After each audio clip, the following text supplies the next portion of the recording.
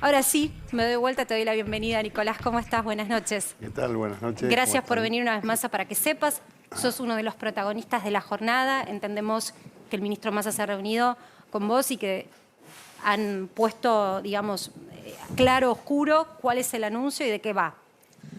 A ver, con el ministro Massa estuvimos ayer en el marco de este almuerzo que hubo del CICIP, donde él fue el invitado, y hubo una pregunta de algún periodista. Yo justo en ese momento fui a atender un llamado y le preguntó por esto y le dijo el lunes va a haber novedades. Bueno, evidentemente las novedades se adelantaron. Y yo, Marcela, lo único que tengo que decir de esto es el ministro, el gobierno está en toda su capacidad de tomar las medidas que les parezca, está todo bárbaro. Lo que hay que tener clarísimo, esto no es una medida en función del sector agropecuario. Esto es una medida en función de que el gobierno necesita recaudación y lo hace a través de la soja. En este caso, volviendo a repetir lo que se hizo en el mes de septiembre. Sí, pero está lejos de ser no es solo algo para el campo. Hacerse de divisas, sino por ahí está bueno aclararlo. Cada vez que ustedes pagan impuestos a las retenciones, hay una porción de los ingresos, además de otros impuestos, que van a la recaudación fiscal en pesos, y eso también es importante para el gobierno. Bueno, entonces, ¿es una medida para el campo? No, decididamente no, porque nosotros estamos escuchando desde allá en el mes de septiembre que la gente reclama el dólar lana, el dólar carne, el dólar vino, el dólar no sé qué. Cada sector quiere un tipo de cambio exactamente. diferencial. Ahora, ¿sirve en este contexto? Porque ¿te acordás cuando fue el primer anuncio? Era esperado que haya un incentivo a aquel que sabe que tiene algo que vale en dólares y que tiene la presunción de que lo puede guardar y que tal vez más adelante se haga de un mejor provecho, no solo por un tipo de cambio que puede estar en alza en Argentina, sino también por lo que pasa en los precios internacionales. Ese incentivo era, bueno, yo te doy un premio, te doy un dólar más alto y vos liquidame antes lo que ya tenés previsto liquidar. ¿Ahora qué es lo que se va a liquidar? Bueno, si desde el gobierno están buscando 3.000 millones de dólares, debe ser que algunas conversaciones con exportadores, con algunos sectores, deben tener previsto que eso se va a poder hacer. Volvamos un poquito para atrás.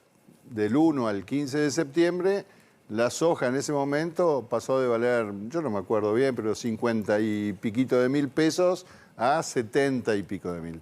Segunda quincena de septiembre, ¿qué pasó? Misteriosamente la soja empezó a bajar.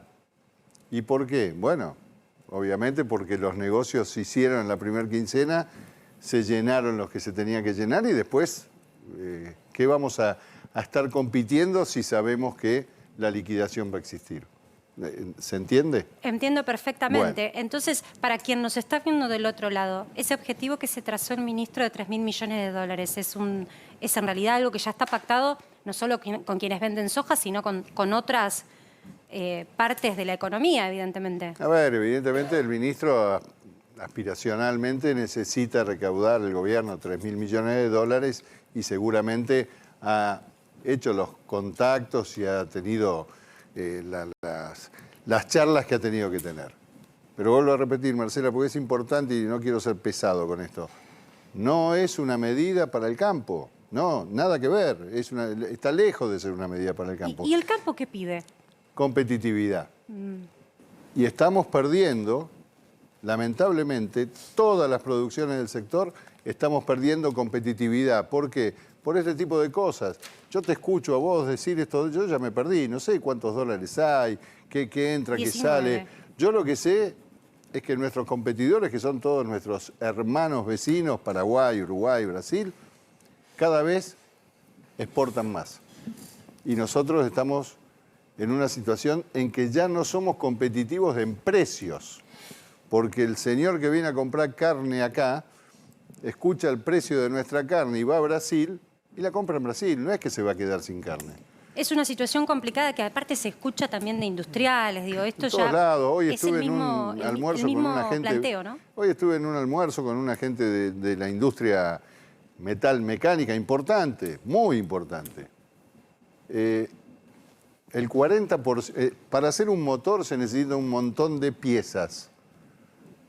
40% tenemos las piezas nosotros, podemos armarlos, pero el 60% de esos motores se traen piezas de afuera.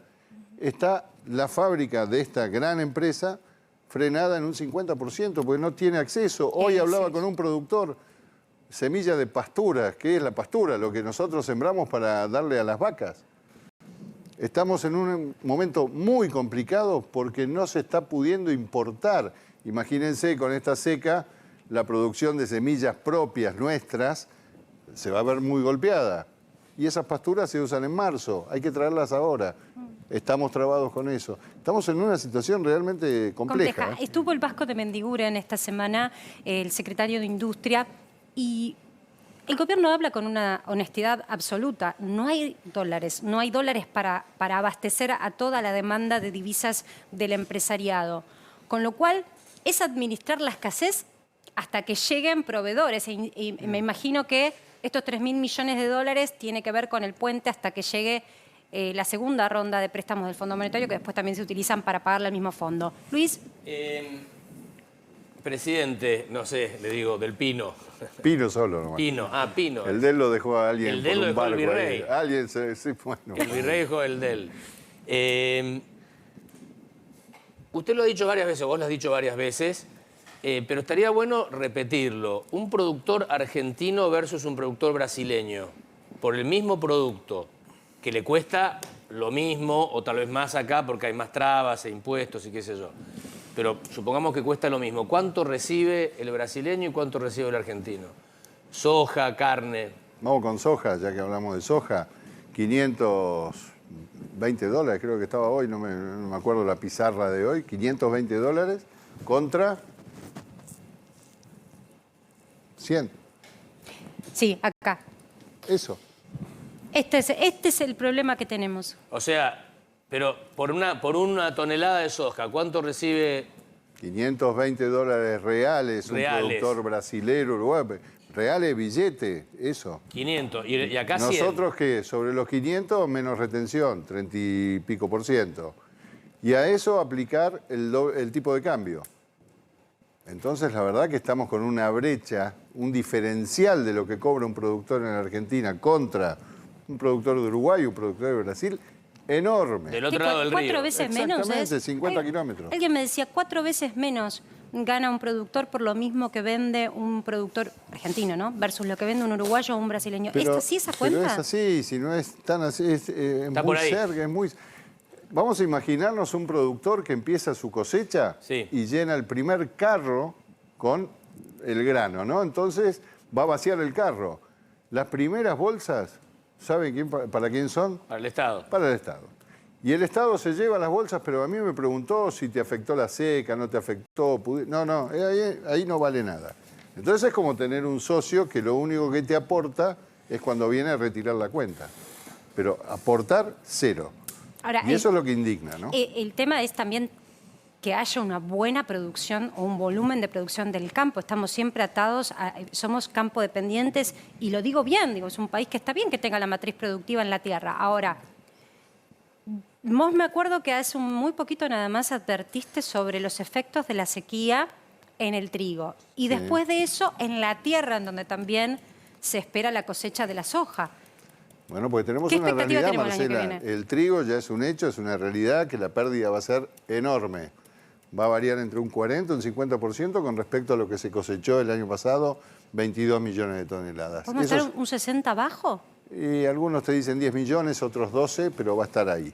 Es mucha la diferencia, muchísima. Pero eso es lo que pasa hoy. A futuro, vos vas a ver que se va a resentir el maíz temprano, que se cosecha en marzo, abril. Hay muy poco sembrado de ese maíz por sequía. La soja se está demorando. La ganadería vacuna también va a sufrir el costo de la sequía. ¿Por qué? Porque los índices productivos se van a ver complicados. ¿Y por qué? Porque el estado corpóreo que necesita una vaca para preñarse tiene que ser de cierta manera, ¿no? Bueno, eso se está perdiendo por falta de forraje, por la seca. O sea, la foto de hoy es mala. Guarda para adelante. No pensemos que vamos a estar contentos allá por marzo o abril cuando veamos los índices de la ganadería, cuando veamos que ese maíz maíz de primera, como decimos nosotros, va a haber poco. Tenemos una complicación. Con lo cual dependemos también de la amargura de una guerra para también trazar una expectativa de precio. Si no tenés volumen, si no tenés cantidad para ofrecer lo poco o lo que tengas a un precio mayor. Carlitos Campolongo. Yo no soy experto en campo, pero me llaman pequeños y medianos productores y me dicen que la mayoría ya vendió todo, no tiene nada. Yo ahora hago la consulta a los que saben. Y que esto, obviamente, lo pueden producir las 4 o 5 grandes concentraciones exportadoras, que sabemos son Idera, Molinos y demás. ¿Es esto cierto? Porque estaría en ese caso en una suerte de asimetría entre los pequeños y medianos productores y los grandes acopiadores. No sé si estoy diciendo una barbaridad, se lo pregunto a usted. No está diciendo ninguna barbaridad. A mí no me gusta hablar de pequeños, medianos y grandes, porque en definitiva todos somos productores. Por supuesto que la espalda es diferente en cada uno, ¿no? Los bolsillos no son todos iguales. Muchos productores sembramos y tomamos crédito para sembrar. ¿Y cuándo pagamos ese crédito? A la cosecha. Por eso gran parte de lo que producimos se vende a la cosecha. Y el resto queda y lo almacenamos ¿para qué? Justamente, primero cuidar el capital, que es nuestro capital, que es ese producido. Y después vamos viendo también cómo vendemos para encarar la siembra que viene. Ahora, cuando se juntan estas situaciones que son realmente complicadas, clima malo, pero peor que el clima es la intervención en los mercados que tendrían que fluctuar normalmente. Es muy difícil, Carlos, trabajar con tipos de cambio tan diferentes cuando uno paga insumos con $1 de 300 y pico de pesos y cuando la producción de uno que vende cobra 100 pesos en soja. Sí. Se pone complicado y en carne, ¿sabe cuánto cobra? 140 pesos. Entonces, ahí se empieza a trabar la situación. Pero hay que entender, no importa si grande, mediano, que el tema que los productores trabajamos con capital genuino. ¿Y por qué? Porque en la Argentina hoy también el crédito es casi imposible. Entonces, la verdad estamos en una... Como una calle sin salida. Parezco un drama, no quiero ser dramático, pero hay que tener expectativas hacia adelante, pero es la realidad de hoy. No, tal vez es ser realistas. Por ejemplo, cuando vino esta semana el secretario de Industria fue realista. Dijo, no hay y sabemos que no están los dólares, entonces tenemos que tratar de generar ese volumen. Por lo menos yo remarco al menos la honestidad. Antes se tapaban los problemas. Ahora, ¿cómo hacemos con el escenario? Y te escucho mencionar esto y hay un sector de la coalición gobernante que considera que producto de la guerra, o se ha instalado este argumento, hay algunos sectores de nuestra economía que ganaron un extra, que ganaron un poco más de lo previsto. La renta inesperada. Entonces están claramente tratando de ver ese proyecto de renta inesperada o extraordinaria. Pero es así. Por lo menos en lo que atañe al campo, ¿ganaron más de lo previsto? Pero, a ver, no, Marcela, por la sencilla razón de que, vuelvo a repetir lo que hablábamos antes, si vos tomás los valores reales que tiene en cualquier parte del mundo el producto, llamalo soja o lo que sea, no son los valores que se trabajan en la Argentina. O sea que no hay renta inesperada. No hay una renta extraordinaria, y si no le pregunto a ese funcionario, me parece que era funcionaria que hablaba de la renta extraordinaria, ¿qué pasa ahora cuando la pérdida es extraordinaria?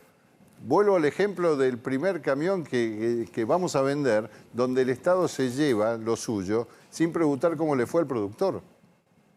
Entonces, y cuando las pérdidas son extraordinarias, ¿quién asiste a quién?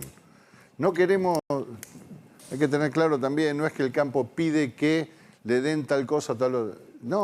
No me saquen tanto, déjenme trabajar, nada más que eso. O sea que una rebaja en la alícuota impositiva de retenciones sería retenciones, para discutir. yo como presidente de la Rural lo voy a decir hoy y lo vengo diciendo, las retenciones en este momento son ilegales en la Argentina, porque no están avaladas con ninguna ley. Eso pasó el año pasado, a fines del año pasado, cuando no se aceptó el presupuesto 2022. Por lo tanto, bueno, es un tema a rever. Pero yo no sé cómo un productor o vamos a estar pagando un anticipo de ganancia que seguramente no la tengamos. Se entiende que está... Sí. bastante Casi te diría como todas las personas. Ale. Sí, ahora, este anuncio de hoy, ¿no? Del dólar en diciembre para la soja a 230, ¿está bien este número? Digo, en septiembre funcionó, por lo menos hubo bastante liquidación, el gobierno se fue conforme. Este número nuevo, que no es 200, que es 230, ¿satisface al sector? Vuelvo a repetir, no es una medida para el sector. Hay que ver cada tenedor de soja qué decisión toma con respecto a esto. El número, evidentemente, no es... Cambio la pregunta, conociendo al sector, digo, ¿va a haber liquidaciones como espera el gobierno o no va a funcionar? Yo creo, porque esto no es propio, que la reacción no va a ser tan importante como fue allá por el mes de septiembre. Pero bueno, cada uno es dueño de su grano. Cuando decís que no es para el sector, ¿qué significa? Que es una medida fiscalista, simplemente. Totalmente, es una medida recaudatoria. El Estado necesita, Mendiguren lo dijo, vos me decís, Marcela, necesitamos dólares. Bueno, hay que incentivar que se generen dólares. Y la manera que ve el Estado es esta de la soja. Seguir exprimiendo la naranja que casi no tiene jugo. Exactamente, pero esto también puede generar una incertidumbre, porque yo si tengo soja y digo, y hoy vale 2.30, ¿y por qué dentro de 2 meses no va a valer no sé cuánto? Entonces también restringe, o sea, es realmente un círculo... Recordemos que el valor de 2.30, porque por ahí alguien aterriza ahora y nos está viendo, este anuncio de un dólar diferencial de aquí a fin de año es 2.30 porque al 200 de septiembre, a la temporada anterior, le suman la inflación. La inflación proyectada, o sea que ya te está mostrando que el propio gobierno, en este acto de sinceridad, también está viendo que la inflación de este mes en curso va a estar por arriba del 6%, como lo estuvo en octubre y como probablemente lo esté, según los guarismos de los economistas privados, en diciembre. Se habló mucho en los últimos días del tema de la sequía, no tan importante para el campo. ¿Cómo prevén ustedes que esto puede impactar económicamente para el año que viene? Lo que decíamos hace un ratito, la pérdida o la baja de volumen de trigo es una realidad y la estamos viviendo ya porque ya se empezó a cosechar y bueno, vamos a tener un número allá por enero, febrero, cuando se termine. Esa pérdida va a ser real y ya está. Lo otro es un poco aventurar porque, bueno, si bien decía que hay producciones como la del maíz que se va a demorar en su siembra, por lo tanto se va a demorar en la cosecha, en ganadería, tanto de carne, leche, es muy difícil hoy estar hablando de cómo va a impactar, pero que va a impactar Esa seguro. pérdida que dice que va a haber, ¿se puede estimar en cuánto comparada, por ejemplo, con lo que fue la cosecha de este año? Bueno, en trigo se está hablando de casi 3.000 millones de dólares de pérdida. Eso va a ser una realidad, eso ya está, ¿eh? Eso no es que va a pasar. Eso ya se perdió. Se va a perder. Esto ya está se va a dejar contabilizado. Va a haber una pérdida de cosecha muy importante en trigo. Y esa parte, el abastecimiento de los primeros meses del año, es decir, el verano está atado a ese rendimiento. Te quiero preguntar por esto, mira, por esto que repasábamos al comienzo. Esta parte de nuestra pantalla, el salto del blue, que hoy, como decíamos, tocó el mayor valor desde julio. La brecha cambiaria, porque estos no ceden, que son los dólares que se consiguen mediante intermediación de bonos y acciones en la bolsa de comercio o si se hacen en una cuenta en el exterior mediante contado con liqui. Insisto, son tipos de cambio que surgen de un mecanismo legal. Aquí van empresarios e inversores. Aquí hay volumen y estos dólares o estas cotizaciones, Nicolás, no ceden por detrás de los 300 pesos. A veces fluctúa un poco para arriba y para abajo, pero esta semana terminó en alza. ¿Qué te quiero preguntar? ¿Quién está comprando dólares en nuestra economía para generar que haya siempre un ritmo hacia arriba de los dólares? ¿Y yo tengo que contestar eso? No, digo, ¿qué observás vos? Porque, la verdad que... por ejemplo, ayer que nos cruzamos en el almuerzo del CICIP, yo contaba, había 150 empresarios de primera línea. Sí. Y sin dar nombre y apellido, pero todos estaban pidiendo dólares. Y muchas compañías están haciéndose de divisas a través de estos mecanismos legales porque necesitan los dólares para poder seguir en su producción, en funcionamiento y no con unos 180 días de demora para hacerse de los dólares para pagar a sus proveedores. Entonces, no es lo mismo si esas empresas compran el dólar a 316 en el dólar bolsa que si lo compran a 165. Si hay más de un 90% de diferencia, yo me pregunto a dónde van los costos, ¿no? Y bueno, pero eso también debe ser, no soy economista, pero eso debe ser la circunstancia o el producto de tener una masa de dinero, de pesos dando vuelta, que la gente está buscando dónde colocarlos y busca esos refugios en ese tipo de dólar, o en el blue, el contado Viste que con el líquido. gobierno tiene un fantasma generalmente recurrente que es nos están generando una corrida, nos están presionando para que devaluemos y cuando él dice nos, generalmente mirar a los empresarios. Por eso yo te pregunto si Sí, vos pero ves algo de bueno, esto. vos, Marcela, estuviste ayer. Ayer había 150, 200 empresarios reunidos y lo escuchamos al ministro Massa, que era el invitado, y el ministro Massa hizo un muy buen discurso, que fue aplaudido por todo ese empresariado. Así que bueno, ¿qué se ve? Si el ministro es capaz de hacer lo que dijo ayer, creo que vos comentabas, en abril vamos a tener un 3. Sí, con el 3 adelante, sí. Bueno, la gente compró eso. ¿Por qué? Porque es la necesidad que tienen. Toda la gente que estaba ayer tiene alguna necesidad. O el señor que tiene la fábrica de no sé qué, Pero que está no mejor consigue la repuestos. relación esa con el gobierno, digo, a partir de la llegada de Massa, este acercamiento, de decir, bueno, por ahí usted dice no es suficiente, pero ya el dólar ya no es a 165, le van a liquidar a 200 en septiembre, 230 en diciembre. Digo, ¿hay mejor relación con el gobierno o sigue muy dura, muy áspera? En el caso mío, como dirigente, yo estoy obligado por lo que tengo que hacer en conversar con los diferentes funcionarios del gobierno y es mi función y lo voy a seguir haciendo. Faltaría la verdad si no digo que con el ministro Massa tenemos un contacto muy fluido, con el secretario Bailo, como también lo teníamos con el ministro de Agricultura anterior. ¿Los resultados son lo que esperamos? Y no, la verdad que no, pero vamos a seguir insistiendo porque estamos convencidos que somos parte de la solución para una Argentina que realmente queremos todos, ¿no? Y siempre se habla de las bases de tu sector, el que vos representás. ¿Cómo están? ¿Están enojados? Hay como un termómetro siempre. ¿Cómo están los chacareros, los productores en esas reuniones que se hacen, que uno cuando va y mira, a veces están muy caldeadas, otras veces menos, que quieren cortar, que quieren hacer algo? A veces las circunstancias de la coyuntura te van llevando a que tu ocupación sea otra. En esta situación de seca, donde muchos están viviendo situaciones que pensaban cosechar X cantidad y se va a ver menguada muy fuerte su capacidad, o el que tiene la producción de no sé qué, o el pobre señor que le cayó la helada la semana pasada en Mendoza y le arrastró la mitad de su viñedo. Bueno, ¿cómo está? Y la verdad está preocupado y está angustiado porque ve un futuro muy incierto, no solo por el clima, sino por estas cosas. A ver, los productores convivimos con el clima y no nos enfrentamos con el clima porque no podemos hacerlo, pero aceptamos esa regla de juego. Lo que no podemos aceptar y por eso nos quejamos son estas cosas. Un derecho de exportación que es el impuesto más injusto que pueda existir. ¿Cuántos Y impuestos paga el campo en general? Un ¿Sabés qué buena productor. pregunta? Yo no sé, pero es mucho, ¿eh? Porque Es tenés mucho. los impuestos nacionales, después tenés los de la Provinciales, provincia, municipales. las Nosotros tasas. pagamos- Y hay un tasas. montón de cargas disimuladas, pero que son impuestos. La tasa de los caminos Por rurales. eso, las tasas municipales para una guía de traslado de ganado, No sé, todo es un montón. Son es impuestos un montón. o tasas que se fueron, Marce, estableciendo en algún momento.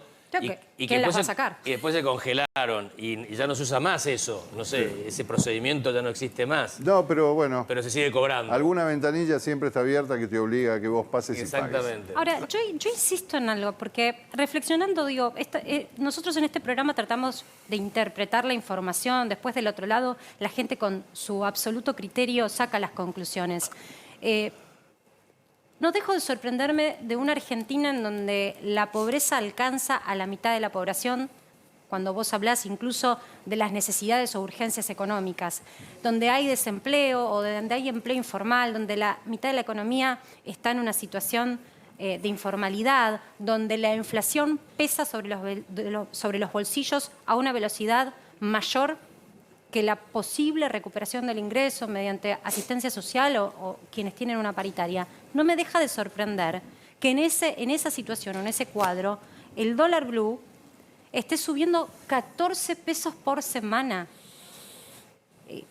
¿Quién está moviendo esos hilos? Digo, cuando vos hablás con tus pares, ¿hay un refugio? ¿Es la previa de un año electoral, que históricamente en Argentina hay una suerte de dolarización por las dudas?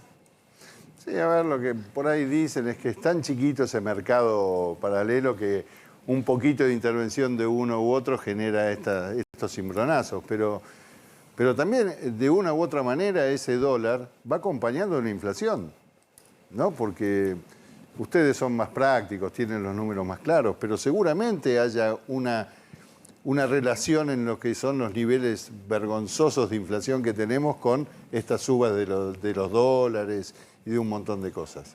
Ahora, mirá, siempre hay que ver algo positivo. Hace 15 días vino un señor que se llama Felipe González. Sí, Felipe González, bien digo.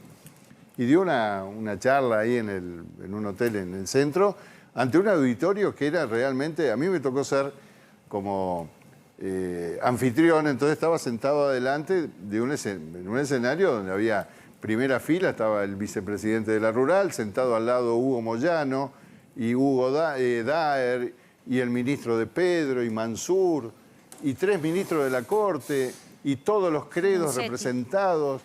Y cuando el señor Felipe González hablaba y decía alguna cosa, todo el mundo aplaudía. Entonces yo digo, si esto se puede hacer, por lo que viene a contarnos este señor que fue exitoso en España, ¿cómo acá en Argentina no podemos encontrar una vuelta de hacer las cosas que tenemos que hacer? Terminar de una buena vez en este negocio de una política mezquina y berreta que le conviene que estemos enfrentados unos y otros, y realmente decir, señores, evidentemente por acá no es, porque acá venimos palo y golpe y golpe. Bueno, este no es el camino. Todos tenemos una función que cumplir y una responsabilidad hacia la función que tenemos. Bueno, es el momento que hay que asumirla. Para las elecciones del año que viene falta todavía un año, pero la verdad que la clase política ya está, no lo dice públicamente, pero ya está pensando y ya está trabajando en esas elecciones. ¿En el campo la expectativa es de un cambio de gobierno o de una continuidad de gobierno? Depende te de qué ríes? región. Me río porque es dificilísima la respuesta. Usted ¿no? palpa, La escucha, como pregunta- decía Luis, ahí en las charlas, en el café. Creo que... en- ¿Expectativa a o ver, deseo? La realidad es que no queremos más de esto, seguro. más de este gobierno. De este sistema de gobierno. A mí no me importa quién maneja, el tema es cómo lo manejan. Y esto evidentemente no lo queremos más. Y el sistema anterior Es- que había instrumentado Mauricio Macri era un sistema que querían. Fue un intento de hacer una cosa diferente. Y de hecho, por ejemplo, en lo que respecta a nosotros, más allá de la simpatía o no con Mauricio Macri, el presidente Macri en su momento sacó las retenciones y eso generó un avance impresionante. No tengo los números en mi cabeza, pero se salió de una sojización total, aumentos impresionantes en cosechas de maíz, crecimos en ganadería, crecimos en trigo, pero evidentemente, ¿dónde caímos? De vuelta a lo mismo. Y después A le los puso 2 la atención años- de nuevo. Claro, a él los vol- 2 él años, volvió. otra vez la pelota al patio y volvemos de vuelta a retroceder. No, es algo muy impresionante lo que nos pasa. Por eso recién estaba la foto del señor Felipe González. Y realmente porque esa eso fue fue la un baño, eso fue un baño de optimismo realmente. ¿Por qué? Porque nos encontrábamos todos aplaudiendo un mismo anuncio. La Yo verdad creo que hay es muy, buscar ese- muy difícil. Es difícil. Poder igualar eso. No, Digo, no. porque España venía de una historia con unos sectores dirigenciales, inclusive conservadores lúcidos. Bueno, triunfa Felipe González y creo que la integración, digamos, a Europa, porque España en algunos aspectos estaba relegado, es distinto a lo que, creo yo, es distinto a lo que nos ocurre a nosotros, ¿no? Seguramente, Carlos, pero hay que probar a hacer algo. Sí, sí, claro. Pero en todos los casos, estos acuerdos han funcionado si no le dan la espalda a la economía moderna, a los mercados. Y acá fue que un socialista entendió al capitalismo. Y tiene que ser en ese sentido, lamentablemente. No es porque yo sea capitalista liberal y quiero que todos piensen como yo. Todos los casos modernos de crecimiento de las economías en el mundo en los últimos 50 años se han dado cuando las izquierdas reconocen al mercado, no al revés. Porque los mercados reconocen a la izquierda y las toleran y las tienen que padecer y le sacan pedazos y qué sé yo. Pero el problema es cuando hay un sector importante del ámbito político que combate el capital te lo digo bien, pero Mirá. Pero Luis, bueno, la marxista. Me voy acercando. No, bueno, el kirchnerismo. No, pero- El Voy a hacer kirchnerismo. un paréntesis para contar el contexto. Nosotros tenemos nuestra mesa de galanes, Nicolás. Entonces, nuestra mesa de galanes tiene sus periódicas discusiones cíclicas sobre el ¿Pero sistema. qué? No, Me voy a acercar un poco el a otro nuestro día- peronómetro oficial, que No, es el señor Carlos Campolongo. ¿Te puedo hacer una Dale. pregunta? ¿Quién fue el que vino el otro día que yo le hice la pregunta sobre si él creía en la pureza? Ah, Caballo. Caballo, Sobre no, Caballo. Pureza del mercado. La pureza del mercado autorregulado, que es otra cosa. Está bien, pero O sea, pero son estamos tan posiciones mal, dogmáticas Carlos, esas. estamos tan mal ahora, tan mal, tan alejados de la realidad y de la lógica económica, tan alejados, que todas las cosas de que hay concentración, bueno, veámoslo después. Por ahora, agrandemos la torta. Y los principales cocineros de torta, para que haya algo para repartir, son la gente del campo de la Pero, Luis, Argentina. Déjenlos trabajar, déjenlos crecer, pero lo dijo recién déjenlos Pino. ganar plata Tal y vez reinvertirla. El gobierno más capitalista del regreso a la democracia fue el de Macri. Y contó que... ¿Por qué fracasó Macri? ¿Y por qué Terminó fracasó poniendo Macri? las retenciones. Por eso lo Tuvieron criticamos a la- Macri, bueno, porque no se exacto, animó bueno, a atacar al entonces, monstruo. hay un punto en el que tal vez haya una clase dirigente argentina Bueno. que no esté a la altura y no esté capacitada para resolver las cuestiones. Porque este gobierno tiene muchísimos déficits, pero el anterior también los tuvo. Sí, y el pero anterior también lo los que tuvo. tenemos que ponernos de acuerdo es en que la ley de gravedad existe, aunque no nos A guste. ver. Nos encanta construir la pared torcida y se cae a cada rato la pared. Construyamos la pared derecha, que es Luis. al sector más productivo, no asfixiarlo, darle oxígeno para que genere mucho más riqueza y ahí le cobramos un impuesto. Vamos El al derrame. peronómetro. Quería, yo te- Campo, sí. déjenme por favor redondear esta pregunta. ¿Es negocio pelearse políticamente con el campo? ¿Es un buen enemigo para la construcción de identidad Si política? uno mira un poco la historia argentina, desde la irrupción del peronismo y comprendiendo que el peronismo es respuesta a una situación también muy dura para con los trabajadores del campo. Acordate que una de las primeras decisiones que toma Perón es el estatuto del peón. Y la generación de Guatre, después donde trabajan, en algunos casos trabajan en forma muy conjunta. La famosa discusión que tienen con la madre, que cuenta, ¿no? La anécdota. Bueno, él Claro. cuenta cuando le pide Claro. 100 pesos. Ahora, hubo una cosa histórica.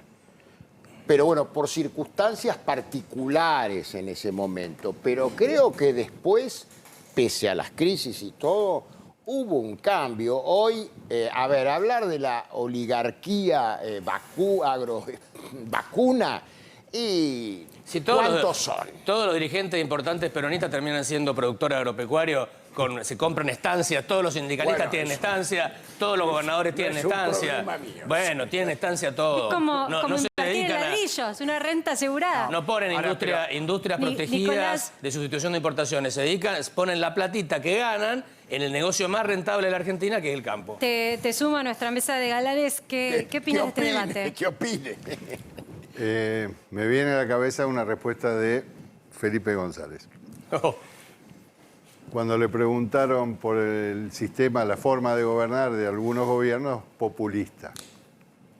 Entonces dijo, la mejor respuesta que tiene un gobierno populista ante una pregunta muy difícil es una respuesta muy simple, que es la nada mismo, pero a su vez, automáticamente después la respuesta le echa la culpa a otro de su fracaso.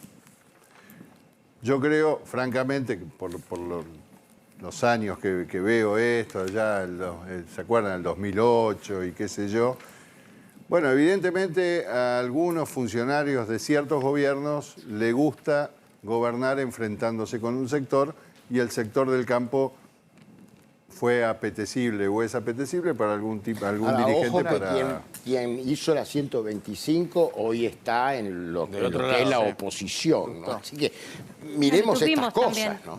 Lo tuvimos también. Por Ahora, eso lo que cuando- digo, vamos de banquina en banquina. No somos capaces, después de 14 años pasaron de la 125, Sí. Sí. seguimos hablando de lo mismo. La misma situación, la misma... ¿Y qué hicimos? Ahora, Pino, una pregunta, porque yo no soy un entendido en el tema del campo, pero cuando hablo con algunos que entienden, dicen, hay un error generalmente que se conviene, que es hablar del campo en general. Y me hacía esta distinción, quiero ver si está de acuerdo. Hay grupos muy grandes, sobre todo los que son los exportadores, que son grupos muy grandes y que realmente se han enriquecido mucho. Y después están los productores chiquititos, que esos sí son los que sufren con los excesivos impuestos, con las retenciones, con todo lo que sucede, con las sequías y todo, que son los chiquitos. Pero que los grandes, que son pocos y que tienen mucho, está bastante concentrado, eso no la pasan tan mal. Esa es una explicación que me da una vez alguien que entiende más el tema del campo. Hay una concentración, hay una concentración dentro del mundo del sector. No, yo ¿No hay concentración? no coincido. Sí tenés seguramente algunos productores que son muy importantes en su tamaño, en su producción. Pero vuelvo a lo que dije hace un rato. A mí eso de pequeño, mediano, grande, no. Digo, porque Eso sucede pasa. en todos lados. Bueno, pero Las además- empresas tienen pymes, tienen chiquititas y tienen empresas mega grandes. Pero en el campo no pasa así. Pero es un error de conceptualización. Si hay una empresa grande que gane mucha plata, en Estados Unidos te dirían good for them, bueno por ellos, que ganen. Le tendremos que poner un impuesto para... Y punto, nada más. Que ganen, que redoblen, que sean los más ricos del mundo. Tenemos que festejar que haya argentinos que le vaya bien y que sean muy ricos honradamente. Acá los ricos son ricos deshonradamente. Todos los ricos de Argentina son deshonrados. El Deshonradamente. expresidente de gobierno español, ya que lo mencionamos, digo, porque está bueno volver a esto, ya que estamos hablando de este concepto, y creo que lo charlamos, Luis, juntos, porque cuando vino a Argentina, a mí la verdad me resulta un poco incómodo cuando importamos gente que nos viene a decir cosas que en realidad el nivel intelectual que tenemos de nuestros propios referentes no hace falta importarlo. Porque una frase que tal vez fue resonante y fue donde todo el mundo celebraba en este convite, donde había empresarios y había economistas y había referentes políticos y había gremialistas y estaba la Corte, no hay que discutir el sistema más ético, sino el más eficiente. Y antes de las próximas elecciones deben definir qué van a hacer con vaca muerta, con gas, con el litio. Casi una cuestión obvia. ¿Vos ves posible que eso se discuta antes de las elecciones? Espero que sí. Espero que realmente sí. También le decíamos a este señor, ¿qué diferencia vemos entre un país como Argentina y un país como Chile, que nos divide una cordillera, y esa misma cordillera del lado chileno da una economía, más allá de los problemas que pueda tener, pero desarrollada, y de este lado estamos todos en veremos? Eso es porque no damos certezas a la gente que tiene que venir a invertir a Argentina. Yo creo que tenemos que hacerlo, es nuestra responsabilidad. Ayer hablábamos con esos señores de la foto, que es el grupo de los 6, el G6, no, ayer no, la semana pasada, que volvimos a juntarnos, y yo les decía, señores, el haber invitado a este señor que venga a hablar, nos suma de mucha más responsabilidad, porque si no fue pasar una linda tarde en un lugar, tomar un cafecito y cada uno a su casa. No nos podemos quedar con eso. Entonces sigamos trabajando y vamos a ir apuntando a llegar a eso, Marcela, que por lo menos se sienten y no buscar 10 cosas. Pongámonos de acuerdo en 4. Consensos Y después, básicos. competencia, que está bueno competir, el candidato tal, el candidato cual. Ahora, vamos a un escenario electoral. Están las elecciones en el calendario. Sí. Sea cual sea el resultado, va a haber un cambio de gestión. Incluso si se reafirma este mismo color político gobernante. ¿Tiene tiempo esta gestión, el actual equipo, y sobre todo me refiero al equipo económico, para generar esa tranquilidad y esa expectativa y discutir esos consensos básicos? Yo por ahí peco de creído o naif, como me dicen algunos, sos demasiado... Sí hay tiempo, pero no dejemos pasar más tiempo. Hagamos las cosas que tenemos que hacer ahora. Los tiempos un poco los vamos poniendo nosotros también. ¿Campo? No, a ver, un poco para hacer una réplica a Luis y que Se quedaste también con ese acá algo. Pino pueda opinar. Las leyes económicas no existen científicamente en forma rigurosa. Entonces yo lo que te digo, vos dijiste algo que hace años lo vengo escuchando, que es interesante. Agrandemos la torta primero. Lo que nunca se cuenta es que agrandar la torta, si no tiene justamente un contexto político, institucional, de cumplimiento de leyes y demás, generalmente no se distribuye de manera equitativa en el buen sentido, ¿eh? Yo estoy a favor de, no estoy a favor de, digamos, del prebendarismo, ni del capitalismo de privilegio, ni nada por el estilo. Pero es que no tenés una matriz de crecimiento. Este es el problema. Ahora, y eso es un problema político. El problema, Carlos, que hemos estado años y años poniendo el carro delante del caballo. Estamos tan preocupados por distribuir que asfixiamos la producción, asfixiamos la generación. En la Argentina es distribuir. Estados Unidos, el verbo distribuir no se conjuga tanto y termina siendo mucho más distributiva la economía norteamericana que la Argentina. Mucho más. El pobre norteamericano vive infinitamente mejor que el pobre argentino, el clase media norteamericano, ni qué hablar, por eso masivamente todos intentan ir a Estados Unidos. Finalmente, no focalizar tanto en la distribución y asfixiar a la producción ha terminado dando muchos mejores resultados para la distribución. Son sociedades mucho más justas que la Argentina. La Argentina es profundamente injusta. Para Estados Unidos. Bueno, si querés, los indicadores de Chile están en rebelde los chilenos. Chile ha sido mucho más otra pregunta justo. más dialéctica, que es, ¿no tiene que haber una América Latina para que exista en Estados Unidos, justamente? No, para nada. No dependen para nada de nosotros. No, Eso no, es una dependen, falacia. no, al contrario. Argentina representa el 2% de la economía norteamericana. Si la Argentina no existe, a Estados Unidos no se le mueve la aguja. Ahora, sumo un condimento a este dependen debate. para nada de nosotros. A ver qué opinás, Ale. Sumo un componente más a este debate. Esta semana la conclusión que tuvimos de todos los invitados y tuvimos de todos los colores políticos y del sector privado también, fue que claramente somos dependientes del dólar. Porque para que la matriz productiva funcione se necesitan insumos que hoy al menos no es soplar y hacer botellas. No los tenemos, no está la maquinaria y no está la instrumentación para poder hacer todo lo que necesita Argentina para poder proveer primero al mercado local. Nadie está pensando solamente en la exportación. Entonces vemos los datos. Y lo compartíamos ayer y lo debatíamos con el Vasco de Mendiguren, que es el secretario de Industria, los datos de industria y los datos de la actividad económica, y están en una pequeña caída intermensual. Caballo dijo, estamos en estaflación esta semana. Sí. ¿El gobierno tiene esa lectura de estamos en esta inflación? No, incluso lo dijo ayer de Mendiguren, ¿no? El gobierno no hace esa lectura, el gobierno insiste en que se va a terminar creciendo este año y lo que dice el gobierno es que va a crecer el año que viene. Dice, va a haber 3 años de crecimiento después de mucho tiempo. Esa es la posición y lo que está viendo el gobierno. Vamos a ver qué pasa, cómo termina este año en cuanto al crecimiento y qué pasa principalmente el año que viene. Cuando hay crecimiento, Nicolás, los empresarios, como marca bien Ale, que son las expectativas económicas, los empresarios, ¿qué hacen? ¿Invierten en, yo voy a hablarlo vulgarmente, en fierros, en maquinaria, en infraestructura? ¿De nuestro sector? En general, yo te No, pregunto, bueno, vos yo te digo. hablás de tu sector, pero sos realmente un hombre que dialoga constantemente con otros referentes, lo veíamos en esa foto, de distintos sectores. ¿Vos qué observás? ¿Especula, va a la timba o invierte en fierros? La verdad. No, yo voy a opinar, me sale opinar más por el sector nuestro. Yo te aseguro que reinvierte fuertemente. El tipo de campo, el productor agropecuario reinvierte porque es apasionado en lo que hace. Los otros sectores, y qué sé yo, siempre... Es asombrosa la tecnología, Pero- cómo ha crecido la tecnología que uno... Es algo impresionante. Eso, Es algo impresionante. y industria nacional, ¿eh?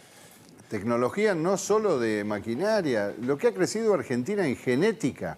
En el rendimiento, Bueno, ahí en la- tiene Es bueno, una cosa en la espectacular. productividad.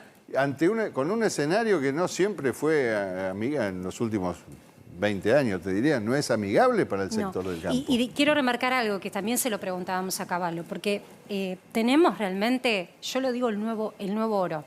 Tenemos territorio como para, por ejemplo, discutir la industria, para mí una de las industrias del presente y del futuro, que puede ser el cannabis, a través del cannabis medicinal. Tenemos litio, que es la instrumentación de cualquier batería hoy, incluso creemos que el mundo se va a manejar con automóviles eléctricos, con lo cual nos daría a nosotros el potencial de vender más. Tenemos cobre, lo dijo ayer el ministro de Economía, hay que profundizar sobre el cobre. Tenemos la posibilidad de energía alternativa con Vaca Muerta. Ahora, para asegurar esas inversiones que son tan altas y de recuperación a largo plazo, se necesita cierta estabilidad, cierta seguridad jurídica. Y eso traspasa a un gobierno. Por eso yo te preguntaba si esta gestión, esa responsabilidad, ya la puede, digamos, empezar a poner en marcha, Porque Cavallo lo que nos contestó cuando le preguntamos fue que volver a generar confianza a Argentina en el mundo le va a llevar muchos años. Bueno, yo no creo. Yo creo que hay que dar... A veces los gestos hablan más que las palabras. Y creo que todo lo que vos describiste es una realidad. Entonces no entendemos cómo estamos con todo lo que tenemos y por delante.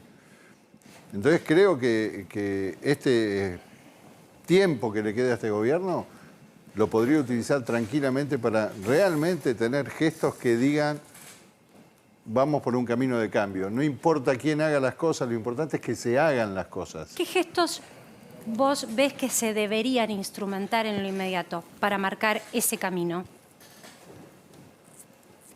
A ver, siempre se me sale mi cabeza para el lado del sector del campo, pero por ahí se puede usar como ejemplo.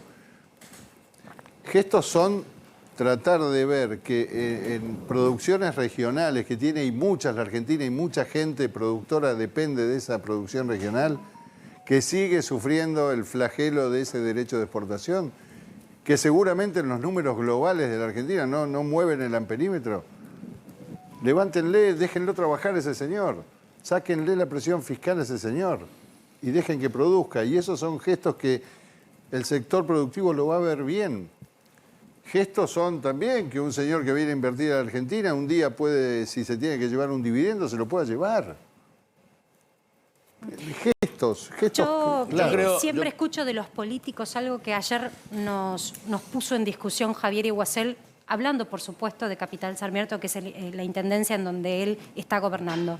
Hay muchos políticos que cuando llegan a la gestión le temen al mientras tanto. ¿A qué me refiero con esto? Cuando vos quitas un impuesto, normalmente la gente consume más. Si vos tenés más pesos en tu bolsillo, consumís más, te das más gustos. Y lo mismo pasa con el empresario. Si tenés más disponible, o invertís más, o comprás insumos, o empleás a nueva gente. Volcás ese dinero a la actividad. Pero hay un mientras tanto que cuando vos quitaste ese impuesto y después lo ves en el rédito de que crece la economía o recaudás más por IVA, hay un mientras tanto en donde no sabes qué va a pasar. Hay una caja que se va a achicar. Y Argentina se ha quedado sin cajas. Entonces, yo te pregunto, ¿podemos con este nivel de pobreza y necesidad de asistir a distintos sectores, los más vulnerables, quitar impuestos? Pero no hay que dejar de asistir a la gente que realmente lo necesita. Lo que hay que dejar de asistir a la gente que realmente se roba la plata. No salió el otro día, cajas. Yo lo vi en noticieros que se daban dinero a gente, subsidios, ayudas a gente que después se daba vuelta y se compraba los dólares. Hubo un caso de... Sí, tenemos a Tolosa Paz, hay una a ver si la escuchamos y la No, hay discutimos. una discusión en eso. Sí, hay una discusión. Ayer estuvo la ministra Tolosa Paz y hablamos un poco de este tema. Cuando ustedes lo tengan, chicos, lo compartimos. Me parece que para no ponerle Marce, palabras a la... Y hay un contraejercicio, mientras tanto, Sí. que a mí me gustaría tirarlo aquí en la mesa. Espérate, ya tenemos a Victoria Tolosa Dale. Paz. La escuchamos así, no quitamos de contexto y después discutimos. Dale. Perdón, Luis. Nosotros manejamos dinero público y por tanto servidores públicos y sociales tenemos responsabilidades. Y esas responsabilidades hace que para ingresar al programa tenga que haber un cumplimiento de esa norma. ¿Cómo cumplimos esa norma? Con validación de datos cada 30 días. Previa a las liquidaciones se cruza para no liquidarle a fallecidos, se cruza para no liquidarle a alguien que hace un mes no tenía un auto pero ahora se lo compró. Hay entrecruzamiento de información muy habitual del Ministerio que tiene que ver con las normas. Hay entrecruzamientos que nosotros mismos solicitamos para poder justamente separar. Si hay una persona, 2, 3.000 o 5.000 que no cumplen la normativa, les aseguro que son inmediatamente apartados, les damos la baja del programa y son suspendidos. La información de AFIP y la información del Central que llegó hasta ahora, nominalmente son los 3.190 que fueron apartados. Podemos seguir, obviamente, encontrando irregularidades, sí, pero no de la magnitud que se construyó. Una oposición que busca estigmatizar la pobreza, que busca estigmatizar un Estado ineficiente, bobo, Pero en donde la el esfuerzo información, de los argentinos Victoria, puesto ahí a es mí un me- espanto, claro que sí. Y estoy convencida que para mí no había nada que ocultar. El fiscal tiene todo el derecho del mundo a preguntar si eso que reflejaron algunos medios y algunos sectores de la oposición es verdad. ¿Cómo no va a preguntarse si hay alguien que dice y asegura que le liquidamos el potencial a 2.800 fallecidos? ¿Cómo el fiscal no va a investigar? Que investigue, pues no es cierto. ¿Cómo no va a investigar si dicen que compraron dólares los más pobres de la Argentina, 35.000 personas Pues no es cierto. Hay una base mucho más grande de hombres y mujeres que compran $1.55 por mes. ¿A quiénes apartamos? A esas mamás no, de ninguna manera. ¿Por qué? Porque ahí hay vulnerabilidad social, hay en todo caso la posibilidad de seguir conectado a la cultura, a la educación, a la música. Ahora apartamos a aquellos que tuvieron compras con tarjeta de crédito, que no hay allí una correlación con la vulnerabilidad social. Y esto hay que aclararlo. Bueno, eso ponía casi su nombre y apellido como garantía, la ministra, de que no sucede que haya planes sociales en manos de quienes no tengan vulnerabilidad económica. Me parece genial, pero como decimos en el campo, cuando uno se quema con leche ve la vaca y llora, ¿no? Entonces, realmente hay muchos ejemplos de cosas que te dijeron que pasaban que en realidad no estaban pasando o viceversa. Pero está bárbaro, pero además de lo que ustedes le roban, desde que se establecieron las retenciones, el robo que le hace el fisco a ustedes de hace años, yo hago el contraejercicio si ustedes hubieran, si la Argentina hubiera decidido dejarlos ganar plata al campo. La infinita mejor utilización que hubieran hecho del dinero, mucho más eficiente, ellos con su ingenio, con su trabajo, con su competencia, con sus conexiones con el mundo. Bueno, algunos se hubiera comprado un departamento en Miami. Uy, qué horror, pero la cantidad de retorno que hubiera traído ese dinero administrado por empresarios exitosos, por productores ingeniosos y no por burócratas corruptos. Yo quiero preguntarte, Nico, así es. sí. Lamentablemente le hemos sacado infinidad de dinero al sector más productivo de la Argentina para dedicárselo o destinarlo a políticos que solo buscan votos. ¿Qué pasa, Luis? Nicolás, Que esa yo teoría quiero- del derrame que ya no No, no funcionaba, es la del digamos. derrame. No es la del Pará. derrame. Va a porque derramar y va a llegar abajo. por haber atacado a los sectores productivos es que tenemos que armar un sistema, un andamiaje de contención social gigantesco. No debería ser así. La propia actividad productiva debería contener a todos los argentinos, Creo que, como pasa en la mayoría de los ¿sabés países qué? del mundo. Luis, trasciende incluso el campo, porque ¿te acordás que trajimos pymes y también dicen Lo lo mismo? mismo. Yo me doy vuelta y te quiero preguntar algo sobre el tema de los programas sociales.